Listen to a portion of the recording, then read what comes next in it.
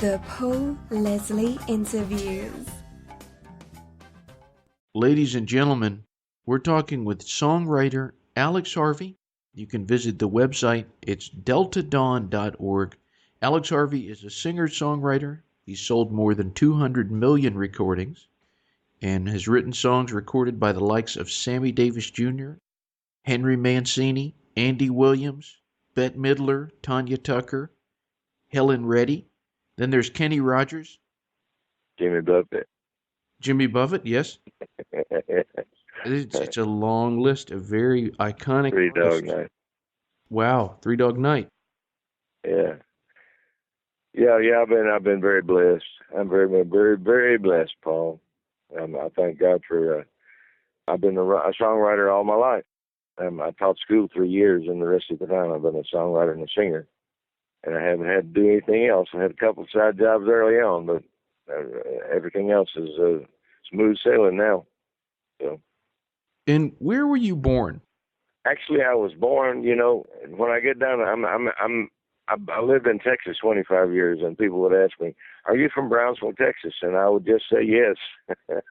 But really, I'm from Brownsville, Tennessee, which, if it wasn't for Arkansas, it would be East Texas. The people in West Tennessee are very, very similar to the people in East Texas. They're really the same person. But anyway, I was born in Brownsville, Tennessee. Tell us about your parents. I grew up in a very odd way. My dad was a traveling salesman, and he was from a pretty good family, and he married a sharecropper's daughter from Mississippi. She was beautiful, but when he took her home to meet his, she always was cleaning up after them. She was always trying to be perfect for them, and she just never could meet their standards. And when I was 14, my dad had tuberculosis, and he went to the hospital about a year and a half, and she finally just couldn't take it anymore. And so she took her own life. I carried that with me for a long time. Finally, I became hopefully more godly. I love Jesus Christ. And I realized that the greatest gift God ever gives you is your pain. Because when you overcome your pain, you obtain something called soul. But the black people call soul, we call it soul too. When you hear somebody singing, they're really feeling it, and it's coming from the heart. You call that soul.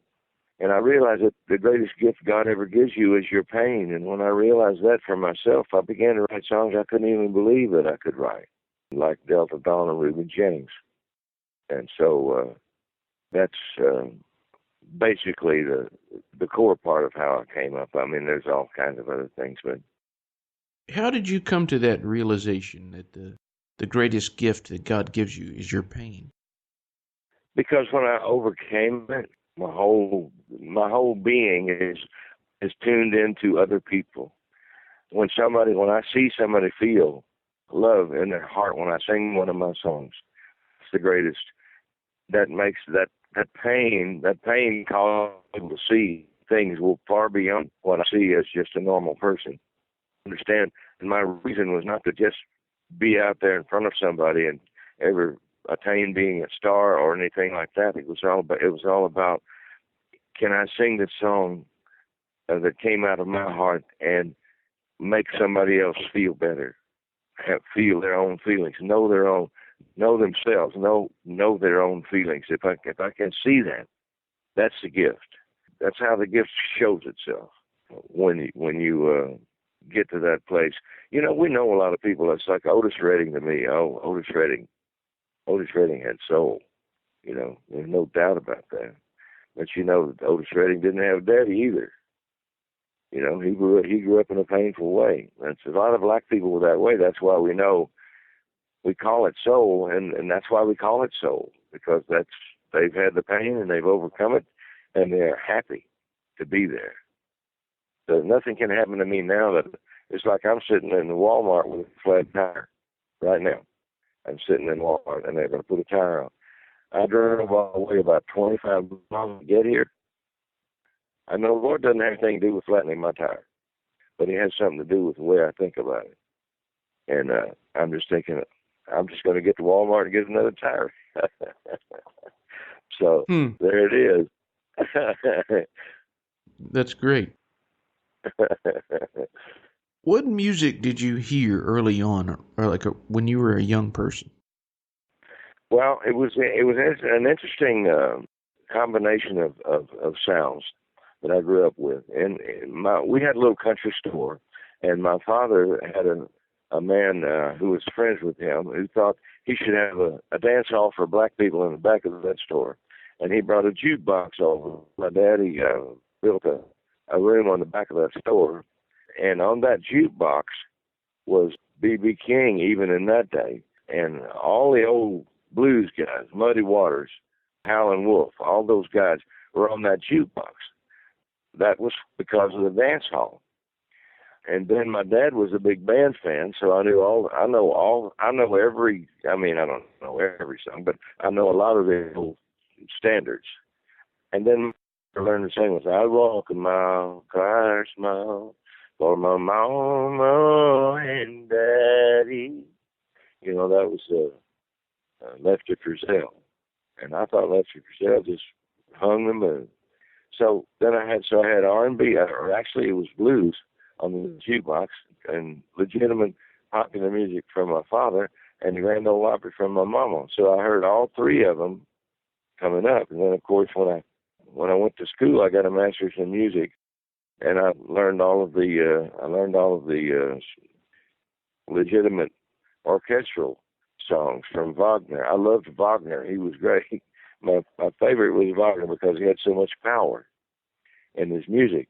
So all of those things are all a part of what's in me. So that's and the answer to that, which is, I guess you just say everything. Who would you say, in terms of songwriters, who would you say, if you had to pick just one that would be your biggest influence, who would you say that is? The biggest influence as a songwriter, let me see, it had to be one of the legitimate guys. Which would be, let me see. Man, you hit me with a hard one there.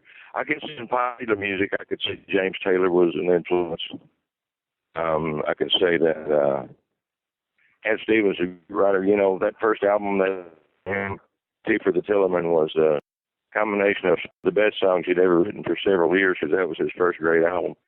All the legitimate show writers, you know, the Broadway writers, I love those guys. Now, Mancini really wasn't a writer, but that's why, you know, my songs, I had Perry Como, Andy Williams, Eddie Gourmet, all those people cut my songs. In addition to country, a lot of country songs I got cut. Kenny Rogers cut 18 of my songs. I hope that was kind of an answer. Well, it's interesting. So many different types of artists have recorded your work. Yeah. Do you write mostly by yourself? I do try to write totally by myself, and I've had so many disappointing moments with the other writers, and there's been a few that were, you probably never heard of Tim Ryan. He was on CBS for a while, but he did his part. But you know, like for instance, Delta Dawn. I had written a song with Larry Collins earlier in the day. It was called Tulsa Turnaround. It eventually got cut by Three Dog Night and 27 other people. It was a crazy song and a good song. It was a fun, and so I'd been out drinking with part of Merle Haggard's band and part of Buck Owens' band, and Larry Collins was there. And they were all smoking dope, and I don't smoke dope. I never did any kind of dope. I hate the smell of it. Any kind of dope just bothers me. I can't find a reason why anybody should do it. But anyway, I was sitting there fairly sober, and everybody else was kind of passed out at 3:30 in the morning. And I had this vision of my mother coming around the room in a rocking chair, laughing. And she was like just riding in a rocking chair around the top of the room. And I'm looking at that, and I'm going, that's crazy. So anyway, that's how Delta Dawn started, and it took 10 minutes to write it. And when I got through writing, I'm going to answer your question here in a minute. When I got through writing it, Larry Collins looked up and said, hey, let me show you how to play that. And he took the guitar and played exactly what I played. And I'd been drinking, and I looked at him, and I said, oh, well, I'll give you half of that one, too. Well, you know, the problem with that is you go on forever the thing that I would say to anybody else that's not a songwriter is like, just don't do that. You don't give somebody something when they didn't even participate in writing a song. And he had nothing to do with writing the song, the lyric, or the melody. And I just gave it to him. Well, that was me giving it to him. It wasn't his fault. If it was me and somebody wanted to give me something that I didn't earn, I would certainly just say, no, I don't want to. But it really wasn't his fault that he took it when I gave it to him. But it always, and it's not that it hurts me or anything. It's just that I wish that I hadn't. I'm being unfair to myself, I think I would say, more than anything else.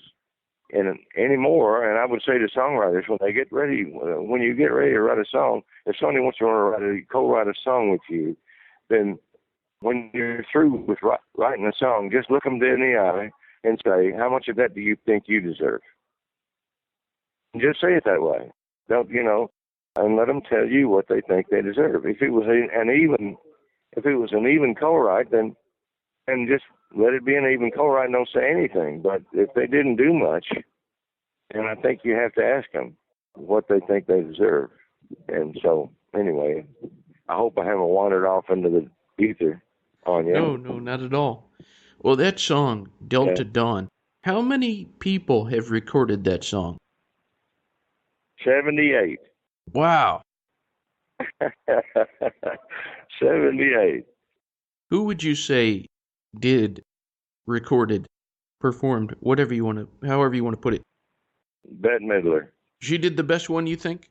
Absolutely. I was on the road with her for a year. I opened for her when Barry Manilow was still her conductor.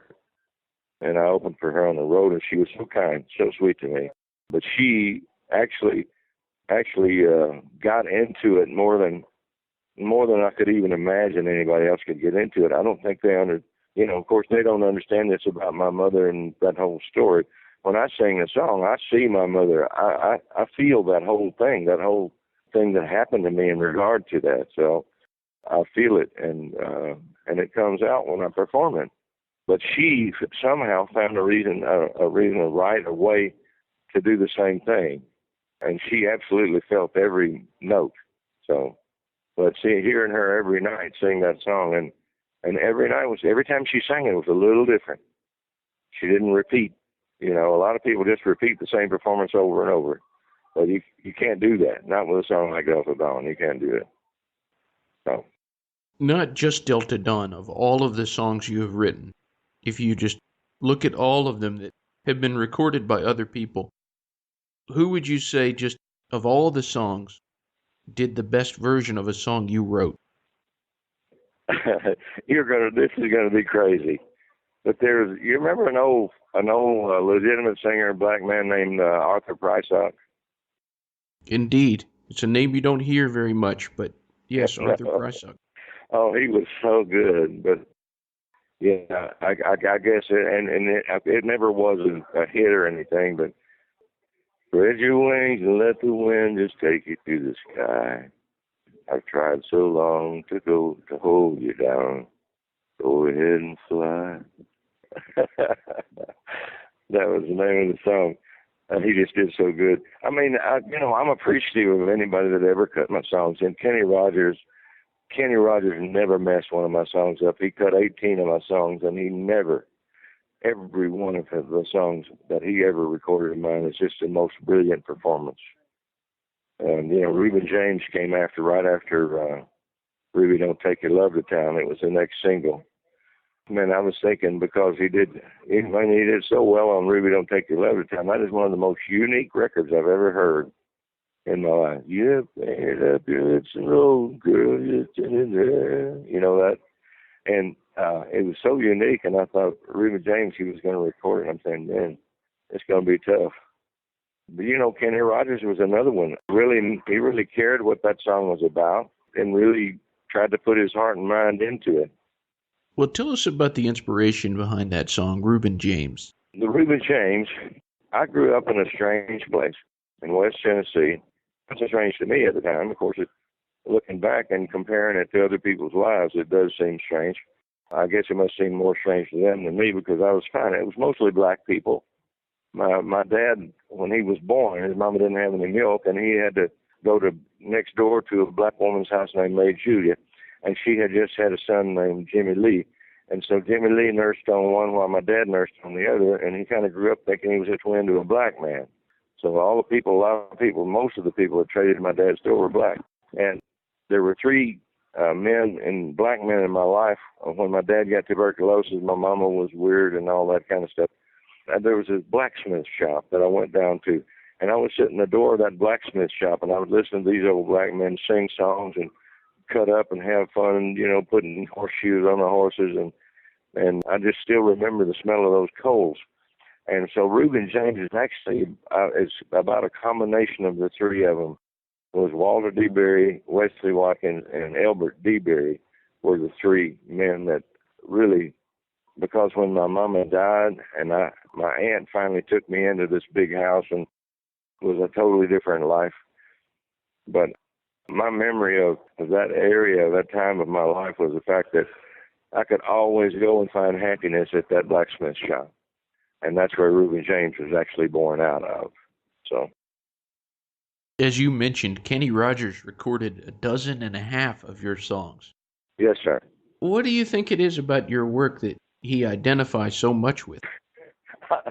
Well, I think he actually every song is a painful song, almost, that he recorded of mine.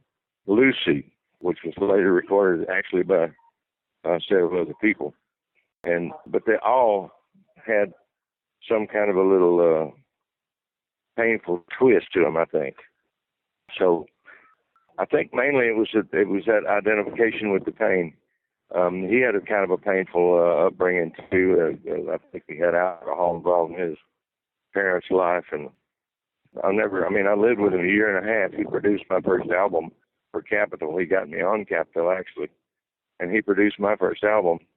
Something you might find interesting too is the first time I ever met Kenny Rogers, I had written Reuben James, and I thought it would be good for him.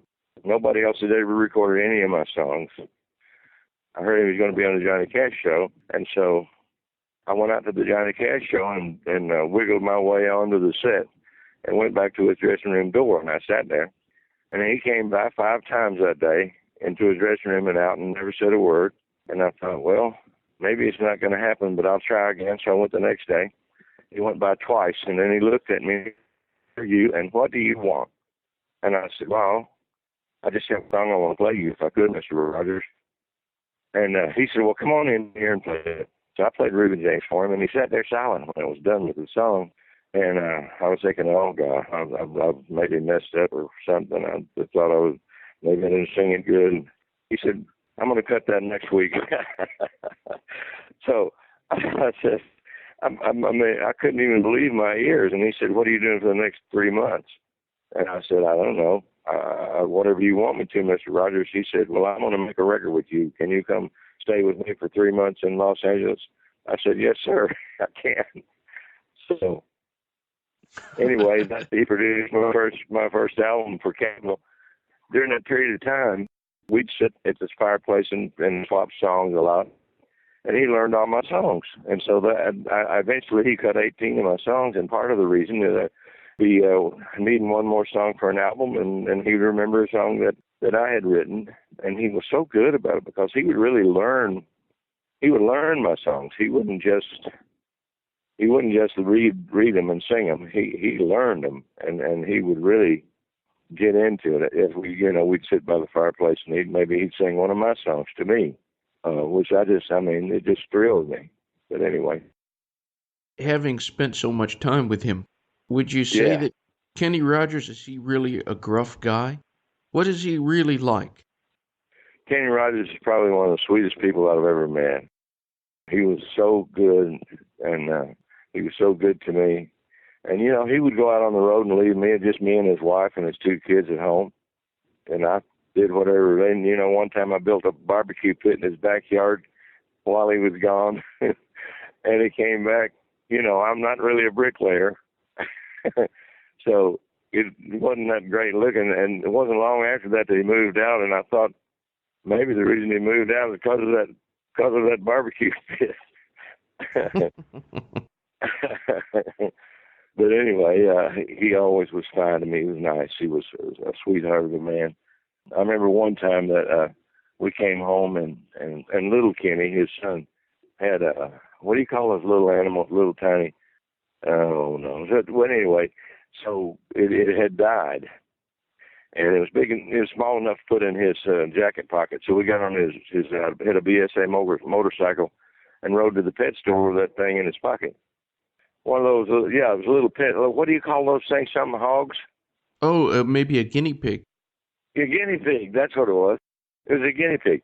So anyway, little guinea pig died, and so we were going to, before little Kenny got home from school, we were going to go replace it. So he put it in his jacket pocket, and we got on his BSA motorcycle and went down to the pet store.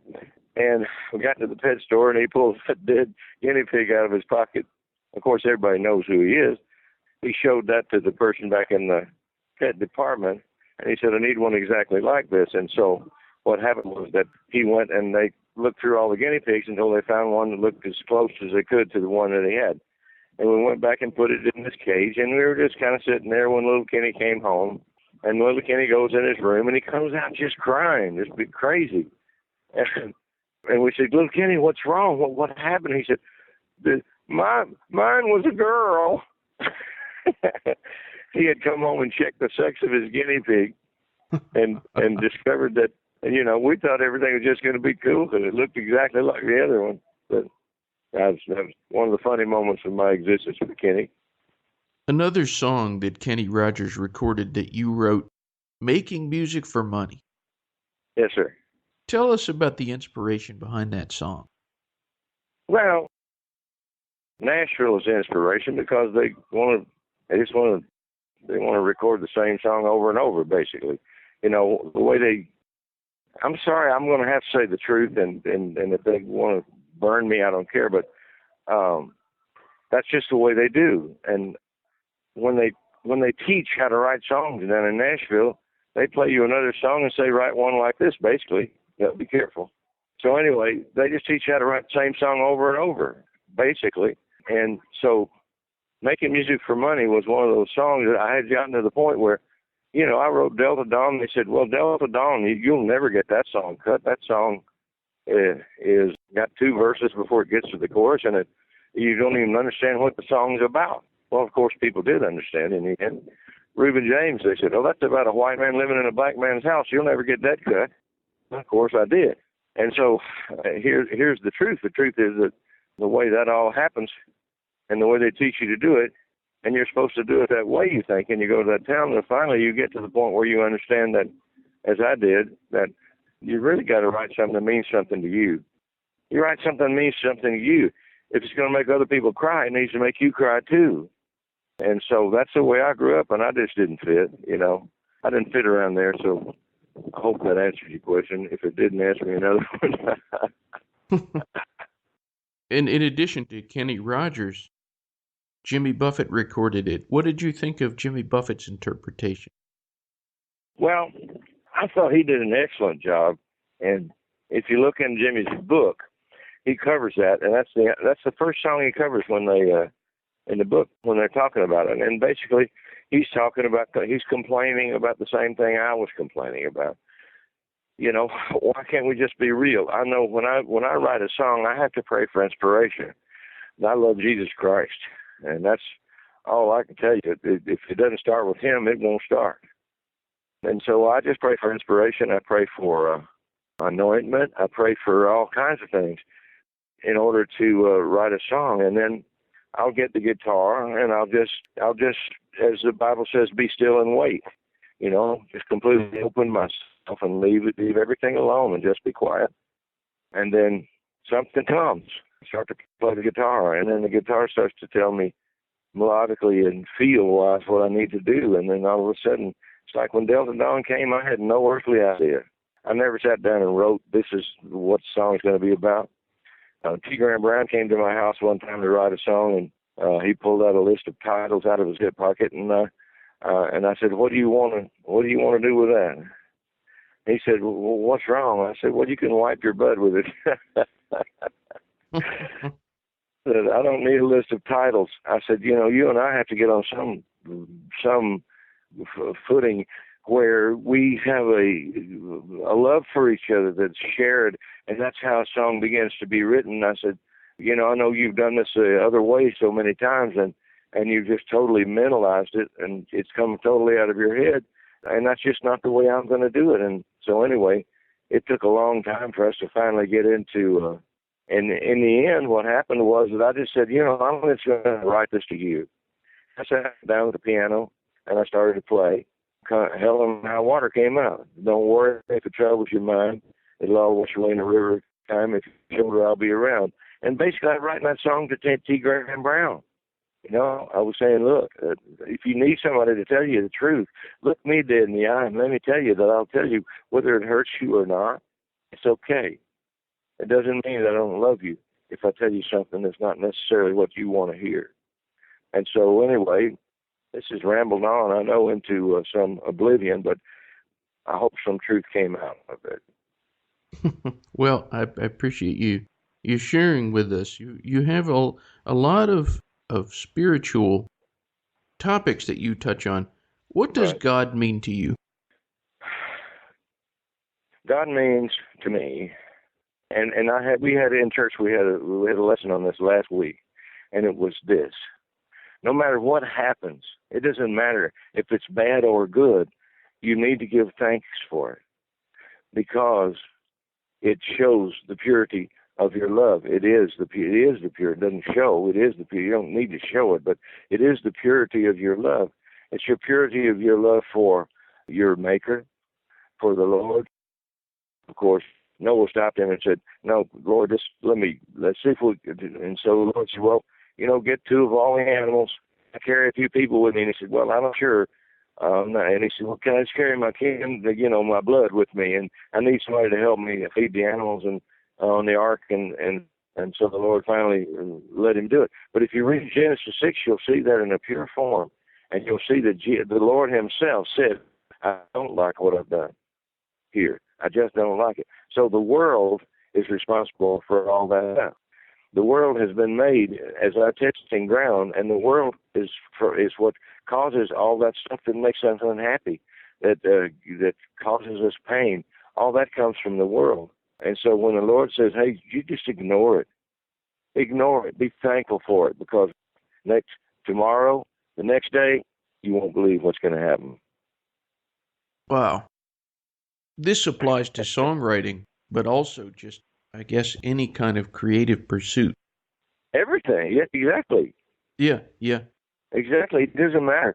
When you create something, if you don't have an anointment, I will guarantee you they cannot see it with their heart. And until you do a work of art with your heart, you haven't seen it at all. That's great. Thank you. Thank you. You're a great interviewer. You just ask a question, and I just ramble on for days and days. I was reading a little bit about this book that you wrote. Tell us about this book. Well, when I first went to Texas, this is interesting. Well, I think it's interesting. When I first went to Texas, I had come out of New York. I had just gotten on Capitol, and Kenny had gotten me on Capitol Records, and I had just been making the circuit. The Capitol puts you on. First thing they do is put you on a circuit, and the circuit is all the coffee house listening rooms in the major cities in the United States. So I had been on that circuit, and it was a time for bell-bottom hip huggers, which I had them on, and a gauze shirt with no collar, and a pair of Indian boots I had made myself. And I'm going to Texas, so I topped it off with a red cowboy hat. And when I got to Texas, I played in front of Commander Cody and the Lost Planet Airmen at the Armadillo World Headquarters, which was the #1 place to play in Austin at the time. And Willie Nelson and Coach Darrell Royal came to see me play. And when I got through playing, they came back to the dressing room. And Coach Royal was my first time to meet him and Willie. And I said, "Coach," I said, "man, can you give me some pointers? I don't want to do anything wrong here. I love this state. I don't think I want to leave here ever again. And I just want some pointers. If you could give me some pointers." He said, "Well, I don't tell anybody what to do, Alex. I don't know if I. And I said, please, Coach, just please. He said, I believe I'd get me a pair of Wranglers, and I'd get a good Western shirt, not a sparkly, spangly Western shirt, but just a good Western shirt. And he said, I'd get a good pair of boots. You know, a Texan buys boots. If he got cheap boots on, probably a cheap Texan. And he said, I'd do something else. He said, I think I'd lose that girl's cowboy hat. So from then on, the next night I went to his house for dinner, and you know what? I had bought a pair of Wranglers. I washed them 15 times. I looked exactly to the T, like what Coach Royal said I needed to look like. Man, when he opened that door, from then on, I was his favorite. So, did I answer that question? It's, sometimes I go all around it, and I'm sorry. Well, you were just telling us a little bit about this book. Oh, the book. Oh, yeah. I was trying to give you a basis for why the book was written. So at that point, I said to myself, I'm going to be the best Texan there is. If they don't want to call me a native, it's okay. But I'm going to be better than any native, because there's not a question you're going to be able to ask me that I don't know about Texas history. And so I began to research and study at that point, and I came up with a lot of stories. And some of them, I did a radio show during the sesquicentennial in 1986. And so, but it got me going. When I started to read about Texas history, I couldn't quit. So I bought every book and got every book that I could get a hold of with Texas history. And the basic bottom line of this book is every story in my book has a little note of irony. For instance, do you know why the bluebonnet is a state flower? Most people don't really get it.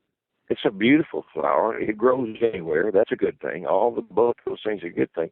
Thing about the bluebonnet that's like the Texan is the fact that the bluebonnet is back in the soil rather than take the nodules on its roots that puts alkalis back in the soil. So it gives back to Texas. So then you look at the longhorn. These are stories that are in the book, and that's why I'm telling you this. I got a couple of stories about the longhorn, but the longhorn came from Mexico. It was 1.5 feet shorter. It grew 1.5 feet as it got into Texas, because it had to go a long ways to get to water, sometimes 20 miles or more. It would eat a prickly pear leaf for water if it couldn't find water anywhere else. No other animal ever would eat a prickly pear leaf. And the longhorn propagated itself. It became a breed on its own without any help from mankind whatsoever. And no matter how many longhorns there are no two longhorns ever have been alike.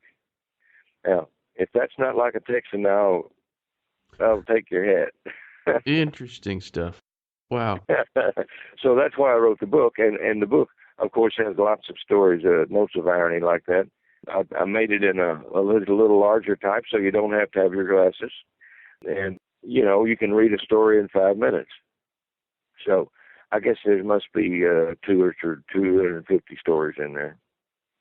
But if you really want somebody to just learn about Texas without having it hurt them so much, just give them that book. And they, when you get through, it covers like every outlaw, every lawman, famous people, Wyatt Earp, this and that. And you can be pretty up on Texas history when you get through without having to go through a little small type Texas history book. What is the best thing about being Alex Harvey? Being able to talk to somebody like you. My life is built around making something that I want people to love. And nothing else truly matters to me. Nothing else in this world truly matters to me. It's like when I've written a song, that song may stay in my head. I'm going to finish that song while I'm sitting in that first writing, that first sitting. I'm going to finish that song in its first draft. But that song will not leave me alone after that. I don't have to think of it in my head at all. It's in my heart. And I learn the song, I sing the song, I learn how to sing the song right away. And then that song sings itself in my heart until each line is purified. In other words, if there's some more alliteration I can put in to make the ear like it better, there's so many things in the English that are available to us. For anyone who's listening, this one is kind of open-ended. For our listening audience, what would you say to them? Well, I would say thank you for all the things that I've enjoyed in my life. I would say thank you for loving my songs. I would say if you were going to be a songwriter, be sure and be true to yourself, number one, and understand that you don't have to go by any standards at all. I always say, look, here's the thing. If you want to write a song, you just have to be open, and it has to come from your heart. And you have to get yourself to that point. I've had people say, how in the world do you do it? I say, well, a backlog of stuff in the library of your mind. If you really want to understand the absolute truth of how to write, go to the Psalms in the Bible, because David was the most amazing poet there was. And even after it's translated into English, it still touches us. The Lord is my shepherd. You go on and on of the things that David wrote, and you want to know how to write a lyric, well, read Psalms and get back to me. Yeah. And I would say that to them. Just you've got to know one of the most simplest things available to us in the English language is an alliteration. I say, well, you want to know what an alliteration is? Here it is. Busted flat in Baton Rouge waiting for a train. Feeling nearly faded as my jeans. Bobby thumbed the diesel down. Chris Christopherson wrote a double alliteration in every line. It was a trick. And yet every line says something and means something.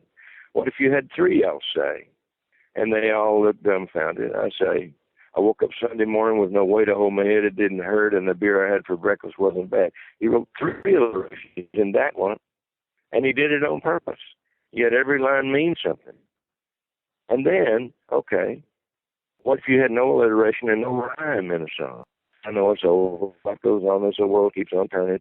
Let's just be glad we had some time. There's a Chris Christopherson song that has no rhyme and no alliteration, and yet it was a hit. My last question. Okay. Who is Alex Harvey? Let me see.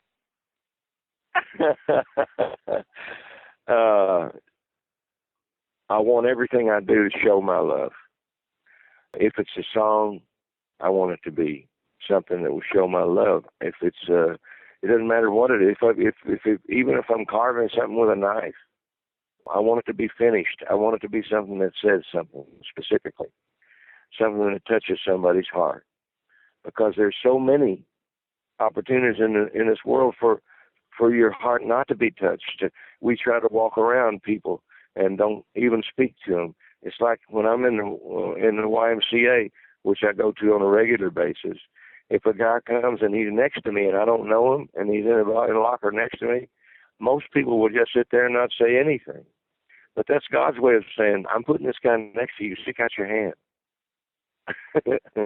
And you stick a hand. I always do that. I believe we're supposed to meet. And I gave it. I love, and I just want to. I love people. I've met more people that way that have been influential in my life and important to my life. Just by sticking out your hand. Yeah, that's it. That's it. You can't stick out your hand without loving your face and your heart, though. They can see that. If people see that loving you, it's amazing how things change. You know, things you need that you didn't think you were going to get, they come to you. Just all sorts of good things happen. Anyone out there can visit the website for more information. It's deltadawn.org. Mr. Harvey, thank you very much for your time. You've been very sweet, Paul. I certainly thank you, too. And I just wish all the people who hear this, I love them all, and I hope y'all, if you write a hit song, I hope every one of you write a hit song, because the greatest gift that God ever gave me was a song everybody knows the words to. Because when you sing it live and they all sing, it's like, oh, thank you, Jesus. That's great. Well, thank you very much again, and have a great day. All right, buddy. Hey, send me a copy if you can. Certainly give all my heart to looking you up. Thanks, Paul. Great. All right. Bye. Bye-bye.